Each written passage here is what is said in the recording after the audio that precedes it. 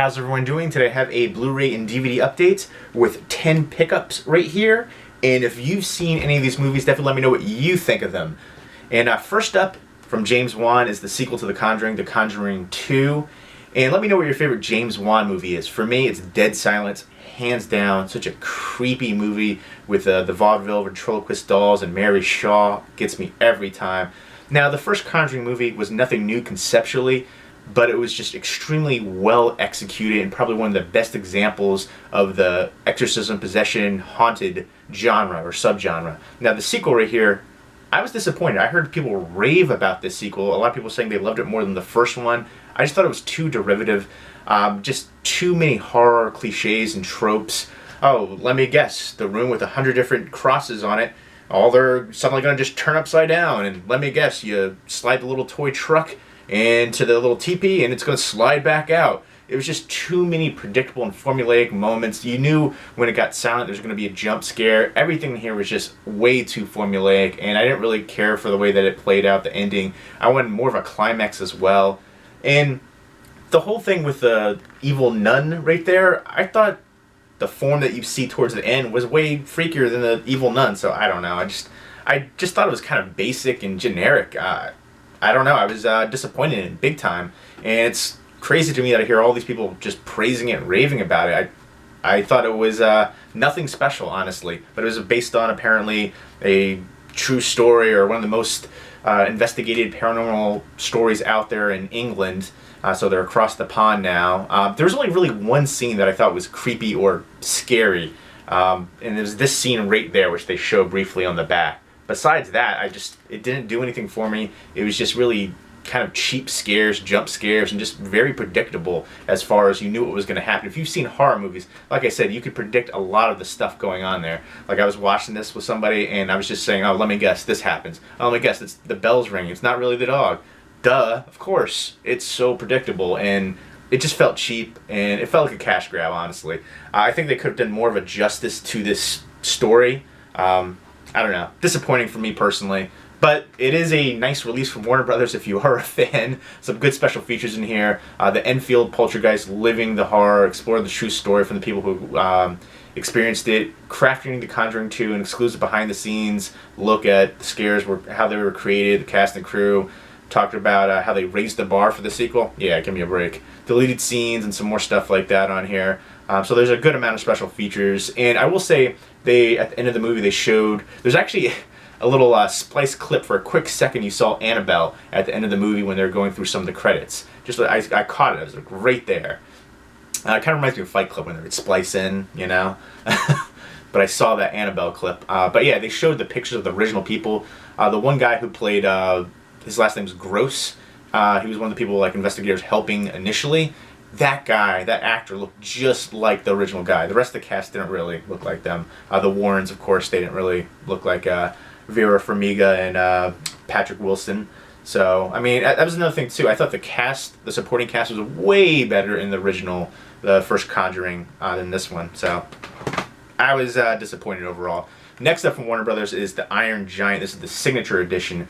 Great voice cast in here with Christopher McDonald, Harry Connick Jr., Jennifer Aniston, and Vin Diesel, voiced by, he does the Iron Giant himself. It's been so long since I've seen this one, but I remember having a good moral message, and I think it was an Iron Giant that comes from outer space and befriends a little boy, and you know, people investigating, and I remember being really top-notch and something that I felt like kind of was underrated, so I'm looking forward to revisiting this one. And this also does come in an Ultimate Edition box set. This has a brand new documentary, The Giant's Dream, about how the film wound up being a box office disappointment, only to be regarded as a classic over a decade in its initial release. And that's the thing with a lot of different movies. Blade Runner was initially considered a flop. So many different movies that were, you know, weren't received well initially, and then became classics. So really looking forward to revisiting this one and checking it out on Blu-ray and that new documentary as well.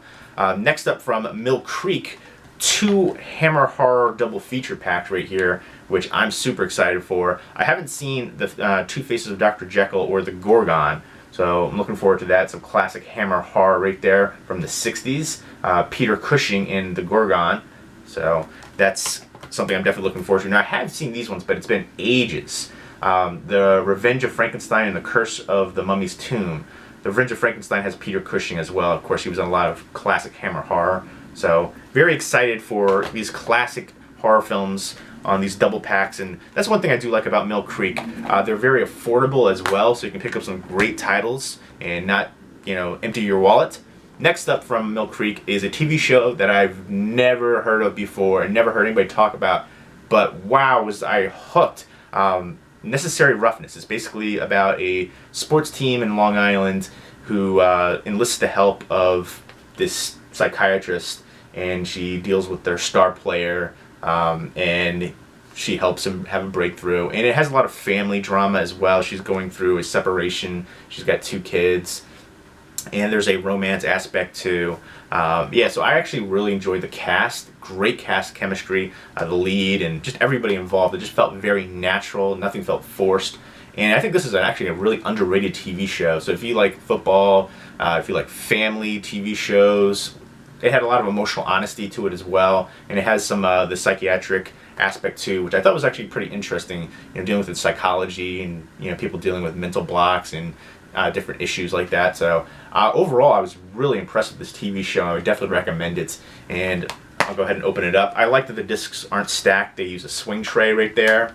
So, but very nice. It's a 6-disc set, and I would definitely recommend this TV show. I feel like it's very underrated. Next up is a 10 horror film collection right here, which there's actually a bunch I'm looking forward to checking out on here. You've got The Sacred, Bunnyman, The Lights, Blackwater, Monsters in the Woods, Pelt, Sparrow, The Lake on Clinton Road, and Occupied. I've never even heard of The Lake on Clinton Road before, so I'm definitely looking forward to checking that out. I really wanted to see Monsters in the Woods and Pelt before, so I can finally check that out. So that's another one where, again, I love that they have the swing tray instead of stacked discs. So that's a plus right there. Next up, Coach Season 1 and 2. This is a TV show I used to watch all the time as a kid with Craig T. Nelson and Jerry Van Dyke. And I used to always love the bumbling assistant guy right there too. He's a coach at Minnesota State University. There you go. And he's teaching football, and it has a lot of, again, emotional honesty, great comedy elements to it. Deals with the family and friends and the team as well. Just highly enjoyable.